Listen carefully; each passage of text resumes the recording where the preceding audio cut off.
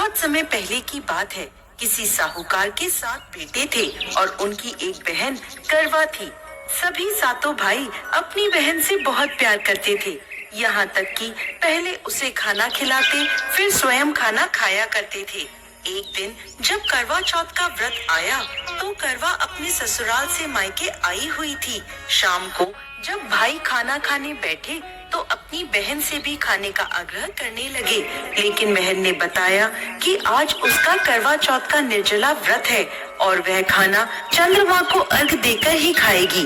अपनी बहन को भूख प्यास से व्याकुल देख सबसे छोटे भाई ने पहाड़ी पर जाकर एक दीपक जला दिया और उसे चलने की ओट में रख दिया। वापस आकर अपनी बहन से कहने लगा, बहन। सबसे छोटे भाई ने पहाड़ी पर जाकर एक दीपक जला दिया और उसे चलने की ओट में रख दिया। वापस आकर अपनी बहन से कहने लगा, बहन, चांद निकल गया है, तुम अर्घ देकर खाना खा लो।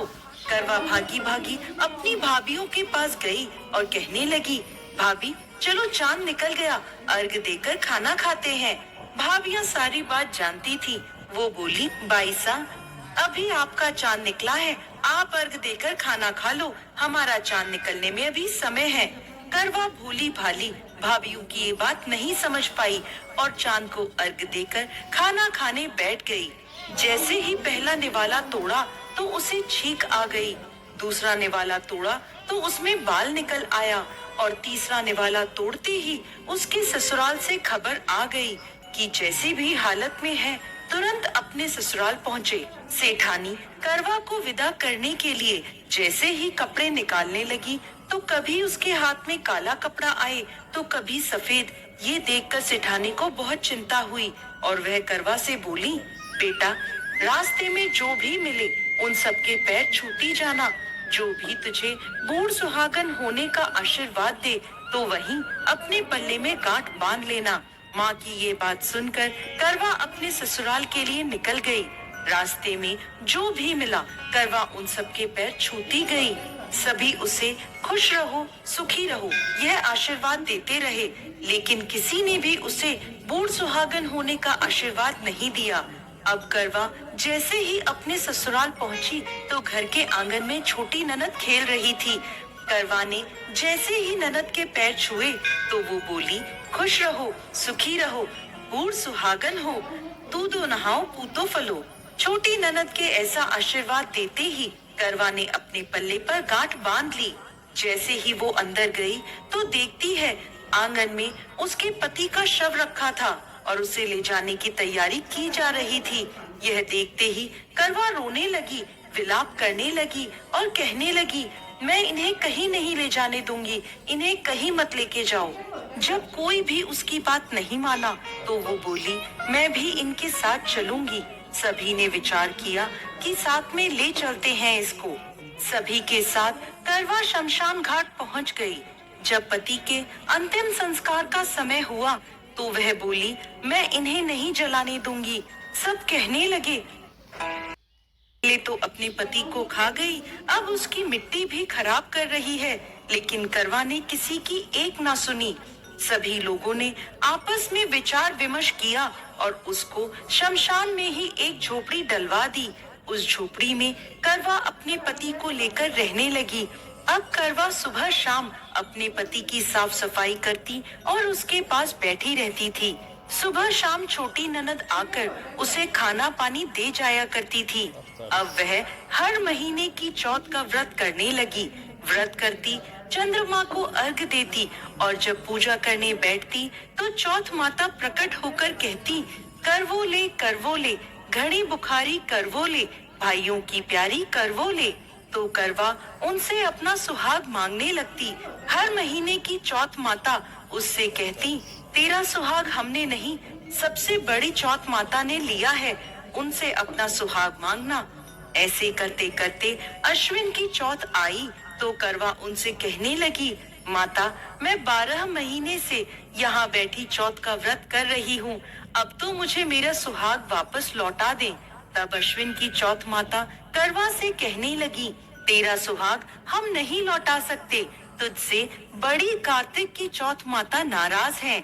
यदि तू अपने पति के प्राण वापस चाहती है तो उनके पैर पकड़ लेना और उनके पैर छोड़ना मत। 16 श्रृंगार का सारा सामान तैयार रखना। ऐसा कहकर चौथ माता अंतर्ध्यान हो गईं। जब कार्तिक की बड़ी चौथ आई तो करवा ने अपनी छोटी ननद से 16 श्रृंगार का सुहाग का सारा सामान मंगवाया। जब ननद ने जाकर माँ को यह बात बताई तो सास बोली, पागल हो गई है, जो मांगती है दे आओ।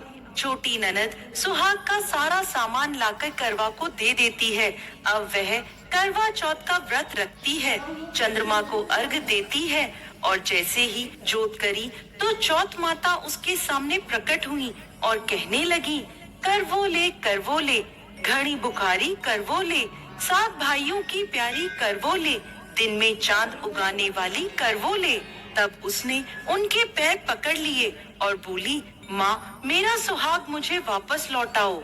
ये सुन चौथ माता बोली, अरे तू तो बहुत भूखी है, 7 भाइयों की प्यारी है, तुझे सुहाग का क्या काम। तो करवा कहने लगी, नहीं माता, मुझसे बहुत बड़ा पाप हो गया, मेरे सुहाग को मुझे वापस लौटा दो माता। मैं आपके पैर तब तक नहीं छोड़ूंगी जब तक आप मेरा सुहाग मुझे वापस नहीं लौटाती।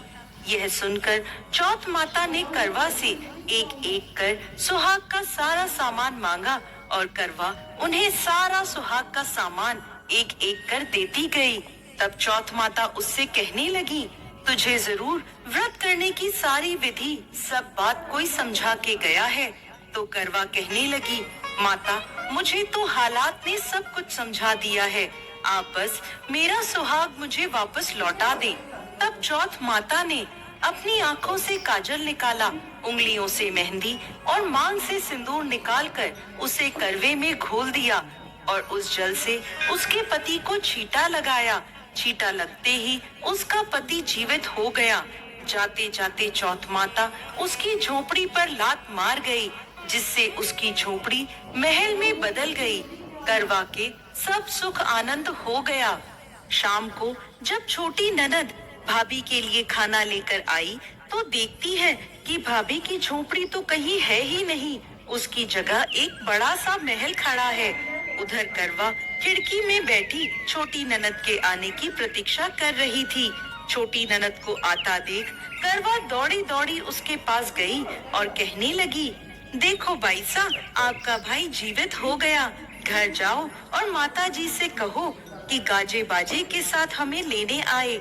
छोटी ननद दौड़ी दौड़ी माँ के पास गई और कहने लगी, माँ भाई जीवित हो गया। माँ कहने लगी, अब तक तो वो भाभी ही थी, अब तेरा भी उसके साथ साथ दिमाग खराब हो गया है। तो वह बोली, नहीं नहीं माँ, मैंने अपनी आँखों से देखा है, भाई जीवित हो गया है। ये सुन माँ और बेटी दोनों गाजे बाजे के साथ अपने बेटे और बहू के पास पहुँचे।